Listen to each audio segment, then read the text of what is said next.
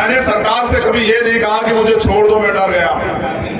मैंने सरकार से ये कहा कि इंतजार करो किस दिन मेरे लोग मेरी बात के साथ खड़े हो जाएं, फिर मैं बताऊंगा कि किसी गरीब के बेटे के साथ अन्याय कैसे होता है, फिर ये याद रख। लेकिन उन्होंने 250 लाठियां मुझे मारी और मुझसे पता क्या कहा कि गृह मंत्री से माफी मांग लो। तो मैंने कहा कि चंद्रशेखर आजाद पैदा हुआ है, गर्दन झुकेगी। ये उस समाज का सम्मान है, ये झुकेगा नहीं, मर तो सकता है लेकिन झुकेगा नहीं। मुकुट पहनने के, हेलीकॉप्टर में घूमने के नहीं, इसकी ऐसे शौक नहीं रखता हूं। एक ही शौक रखता हूं, एक ही संकल्प करके बैठा हूं। माला नहीं पहनता हूं, आप लोग जानते हो कि माला नहीं पहनता हूं। क्यों नहीं पहनता आपको पता है? क्योंकि जिस दिन हाथरस में मेरी बहन के साथ अन्याय हुआ, मैंने अपनी मां को वचन दिया था कि जब तक इस देश में हमारा प्राइम मिनिस्टर नहीं बनेगा तब तक मैं माला नहीं पहनूंगा, चाहे कुछ हो जाए। क्या आप इस लड़ाई में मेरा साथ दोगे? तो मैं पूछता था, बताना भाई चाहिए या पैसा चाहिए? आवाज दो,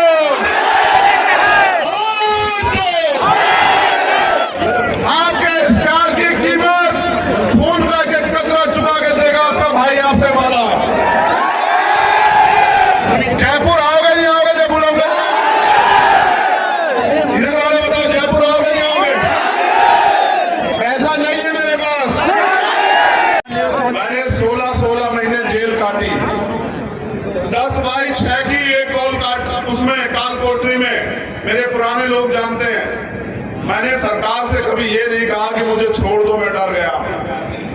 मैंने सरकार से ये कहा कि इंतजार करो किस दिन मेरे लोग मेरी बात के साथ खड़े हो जाएं, फिर मैं बताऊंगा कि किसी गरीब के बेटे के साथ अन्याय कैसे होता है, फिर ये याद रख।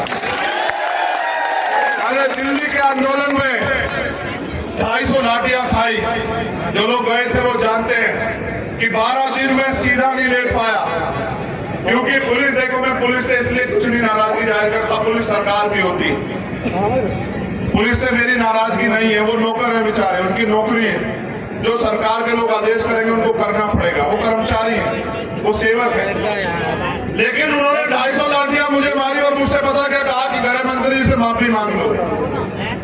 तो मैंने कहा कि चंद्रशेखर आजाद पैदा हुआ है, गर्दन झुकेगी नहीं। ये उस समाज का सम्मान है, ये झुकेगा नहीं, मर तो सकता है लेकिन झुकेगा नहीं। मैंने आपको देखा, मैं जब हेलीकॉप्टर से आ रहा था ना, देखो मुझे कोई शौक नहीं हेलीकॉप्टर में आने का, मैं सच बता रहा हूँ। मैं तो एक गरीब का प्राइमरी स्कूल के हेडमास्टर का बेटा हूँ। मैं बताता हूँ, मुझे बताने में कोई अपमान नहीं है कि मेरी माँ घास काट के लाती थी खेत से और सर पे उठा के 40 किलो की गठरी, और आके वो दूध बेच के उसने हमें पाला, 6 बहन भाइयों को। मैं जानता हूं गरीबी कैसे होती है।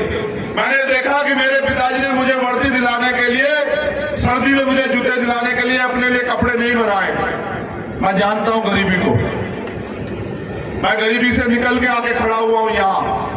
मेरे बहुत कुछ शौक नहीं है, मुकुट पहनने के, हेलीकॉप्टर में घूमने के नहीं, इसकी ऐसे शौक नहीं रखता हूं। एक ही शौक रखता हूं, एक ही संकल्प करके बैठा हूं। माला नहीं पहनता हूं, आप लोग जानते हो कि माला नहीं पहनता हूं। क्यों नहीं पहनता आपको पता है? क्योंकि जिस दिन हाथरस में मेरी बहन के साथ अन्याय हुआ, मैंने अपनी मां को वचन दिया था कि जब तक इस देश में हमारा प्राइम मिनिस्टर नहीं बनेगा तब तक मैं माला नहीं पहनूंगा, चाहे कुछ हो जाए। और वो दिन है, 2 साल से ज्यादा का समय हो गया, मैं वचन का पक्का हूं। मैं आपको भी वचन दे रहा हूं, चाहे गरीबी आपकी समस्या हो, बेरोजगारी आपकी समस्या हो, महंगाई आपकी समस्या हो, अन्याय अत्याचार आपकी समस्या हो, सामाजिक अपमान आपकी समस्या हो, आप सिर्फ मांग पत्र बना के मेरे साथ खड़े हो जाओ। जिस दिन आपकी ताकत यहां बनेगी, मैं इसकी अगले दिन घोषणा करवा के दे दूंगा, मेरा वादा है आप लोगों से। और देखो, पानी दे रहा है मुझे, यहां से एमपी एमएलए भी नहीं बनना है यार भाई, ये भी मेरी इच्छा नहीं है ईमानदारी से कि मुझे एमपी एमएलए बनना है। एक इच्छा मेरी है कि यहाँ बैठे गरीब के बेटे MP MLA जरूर बने, और वो एमएलए बन के उन माओं के आंसू पूछने के काम करे, उन बुजुर्गों के दुख बांटने का काम करे जिनको व्यवस्था ने ठग लिया, जो सिर्फ चुनावी पैर छुआऊ होते हैं बेचारे, उनके दुख उनके आंसू पूछने का काम करें। देखो तो जाके सही कि जब गरीब अपनी बेटी की शादी करता है तो साहूकार से पैसा लेता है उधार, और फिर सालों उसकी पीठ जो है छल्ली हो जाती है उस उधार को उतारने में। अगर अपने बच्चे को डॉक्टर इंजीनियर बनाना चाहे तो वो उधार लेता है, लोन लेता है, कर्जा लेता है, उसकी जमीन गिरवी रख जाती है और ताकतवर उसकी जमीन छीन लेता है। मैं बस उनके चेहरों पे खुशी देखना चाहता हूं, उनके साथ हो रहा अन्याय बंद करवाना चाहता हूं। मैं चाहता हूं कि हर गरीब के बेटे को, चाहे वो कितनी अच्छी शिक्षा लेना चाहे, मुफ्त की शिक्षा मिले, फ्री शिक्षा सबके लिए, कोई किसी जाति धर्म का हो, सबको मिले, कि कोई ये ना कहे कि हमें नहीं मिल रही। और क्योंकि मैंने अपने पिता को अपने हाथों में खोया,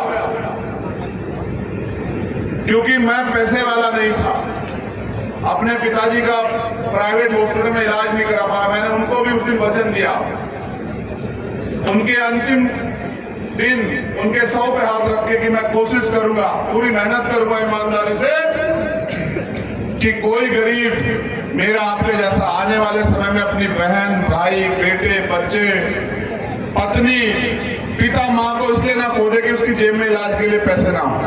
बस ये लड़ाई कि सबको, अगर संविधान सबको बराबरी के अधिकार देता है तो फिर वो बराबरी के अधिकार जमीन पे भी मिलने चाहिए।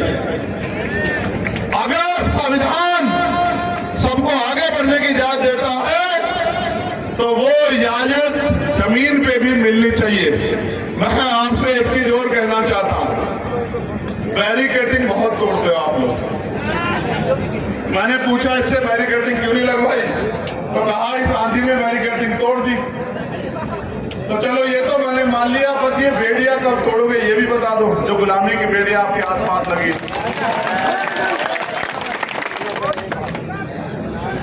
देखो एक कहानी सुनाता हूं, शायद आप समझ जाओ कि गुलामी किसे कहते हैं। गुलामी सिर्फ शारीरिक नहीं होती, मानसिक भी होती है। हाथी देखा आपने? हाथी, एलिफेंट। हाथी जब छोटा होता है ना, बच्चा होता है, उसके पैर में एक मोटी सी संखल बांधते हैं, देख लेना महावत को, किसी को देखना, और उसको मजबूत खूंटे से बांधते हैं। वो पूरी जोर लगाता है लेकिन उस संकल को तोड़ा नहीं पाता। उसके दिमाग में ये बात घर कर जाती है कि ये संकल तू तोड़ नहीं सकता। फिर हाथी बड़ा हो जाता है, जब वो सारी संकल तोड़ सकता है, लेकिन फिर उसके पैर में एक छोटी सी रस्सी बांधते हैं। बस ये गुलामी उसके साथ दिमाग में रहती है कि वो इस रस्सी को तोड़ नहीं सकता। आपके दिमाग में भी एक गुलामी बैठ गई है कि भाई हम अपना विधायक नहीं जिता सकते, हम अपनी सरकार नहीं बना सकते। आप ये बताओ, वोट आपका है, आपके वोट से विधायक बनेगा, तो भाई आप जब दूसरे का बनाते हो तो अपना क्यों नहीं बना सकते? देखो एक और आपसे कह रहा हूं, मैंने ये प्रदेश स्तर पे, राष्ट्रीय स्तर पे भी किया कि जब तक हम जाति के आधार पे तोड़े गए लोगों के साथ, जो हमारा अपना ही सब परिवार है, जिनको हम यहाँ संविधान के अनुसार दलित पिछड़ों के रूप में जानते हैं, आदिवासियों के रूप में जानते हैं, अल्पसंख्यकों के रूप में जानते हैं, जिनको हम संविधान से पहले शूद्रों के रूप में जानते थे, जब तक हम उनमें भाईचारा नहीं बनाएंगे, जब तक हम एक दूसरे के साथ नहीं खड़े होंगे, जब तक हम किसान का, मेरे लोग देखो याद करो, बाबा साहब अम्बेडकर और सर छोटू राम मिलके लड़े नहीं लड़े? जब मिलके लड़े तभी तो गरीबों पर जमीन आई। जब बड़ा भाई और छोटा भाई मिलके लड़ेंगे तो वो किसी भी दुश्मन को निस्तानाबूद कर सकते हैं, और जब अलग अलग लड़ेंगे तो फिर उनका अपना नुकसान होगा। मेरा प्रयास यहाँ चल रहा है कि बड़े और छोटे भाई सब मिलके लड़े। मैंने इसका प्रयास पहले किया, जिन्होंने पंचायत की उनको भी ये सीख हमने दी कि हमने राम लखन मीणा जी, जो हमारे पढ़े लिखे आदिवासी समाज के प्रोफेसर है, हमारे भाई है, मैंने उनको कहा कि आप नेतृत्व करो, हम इन SC/ST के लोगों को सबसे पहले इकट्ठा करेंगे। आप आगे बढ़ो, हमारे लोग सब लोग मिलकर आपको आगे बढ़ाएंगे। आपका दिमाग, आपकी शक्ति और ये एकता को हम लोग जमीन पे मजबूत करेंगे। हमें देख के उन्होंने ये पंचायत की, फिर अभी हमारा प्रयास हो रहा है कि पिछड़े वर्ग के भाइयों को भी इकट्ठा करें, अल्पसंख्यक वर्ग के भाइयों को भी इकट्ठा करें, उनको भी साथ लाएं। लेकिन ये तब तक संभव नहीं जब तक आप लोग नींव का पत्थर बनने के लिए तैयार ना हो जाओ। जब आप लोग गांव-गांव जाके जोड़ने का काम करोगे तब हम लोग कामयाब हो पाएंगे। क्या आप इस लड़ाई में मेरा साथ दोगे? दोनों हाथ उठाओ, एक मिनट उठा के रखो, ऐसे नहीं मानूंगा मैं आज। जो 1 मिनट में नीचे कर लेगा मैं मानूंगा उसका इतनी हिम्मत थी। वो मत उठाना जो कूद दूसरे सारे खड़ा है। इधर के लोग सहारा लेके खड़े, वो हाथ मत उठाना, गिर जाओगे। चलो नीचे करो।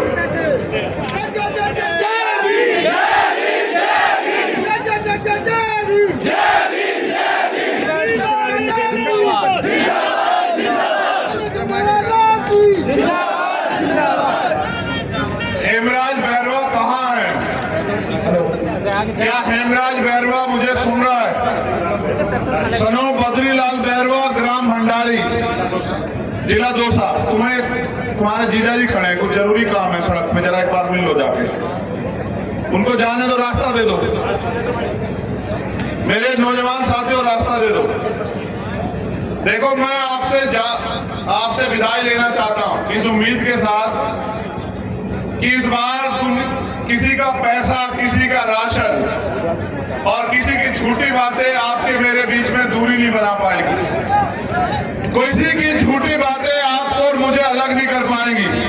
क्या ये मैं मानूं कि गंगापुर सिटी और इसके आसपास के जो इस संभाग के लोग हैं वो इस बार मुझे ताकत देने का काम करेंगे? आश्वस्त हो जाऊं? पहले जवाब दो। ऐसा तो नहीं कोई पैसा देगा तो भूल जाओगे? पहले रुक जाओ, माओ से पूछ लेते हैं। माँ बहनें खड़ी हैं, तुम लोग पीछे हो जाओ जरा सा। बताओ, मेरी माँ बहनें खड़ी हैं, बेटा चाहिए या पैसा चाहिए? बताओ। नहीं, दोनों हाथ उठा के बताओ, बेटा चाहिए, भाई चाहिए या पैसा चाहिए? भाई चाहिए भाई। चलो ठीक है, रुक जाओ। सिर्फ नौजवान साथी बताओ, भाई चाहिए या पैसा चाहिए? बताओ। आवाज कम है, मजा नहीं आ रहा। मैं पूछना था, बताना, भाई चाहिए या पैसा चाहिए?